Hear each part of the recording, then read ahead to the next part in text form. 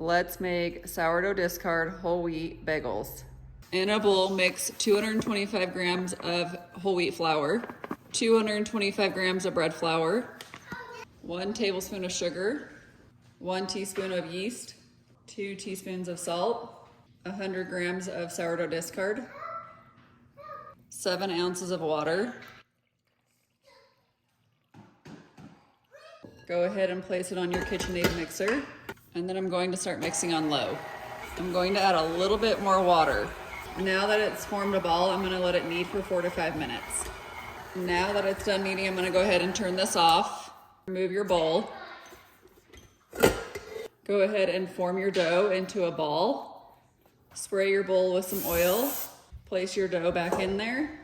Then go ahead and cover.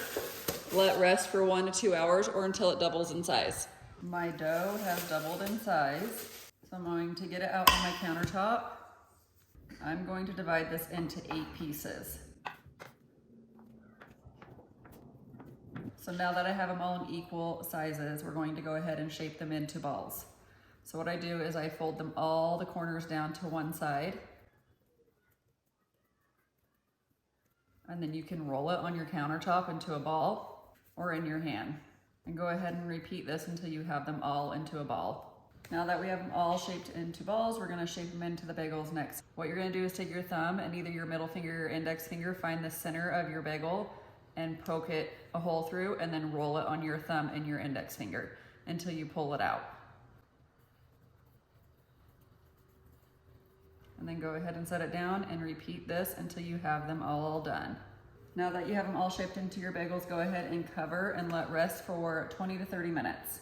Next, go ahead and line 1 to 2 baking pans with some parchment paper or a silicone mat. Make sure you preheat your oven to 425 degrees, and then go ahead and get a pot of water. Add 2 tablespoons of sugar, and you're just gonna wanna bring this to a simmer. Once your water is warm, go ahead and drop 1 to 2 bagels into your water, and you're gonna cook them for 30 to 60 seconds on each side. Go ahead and flip them both over.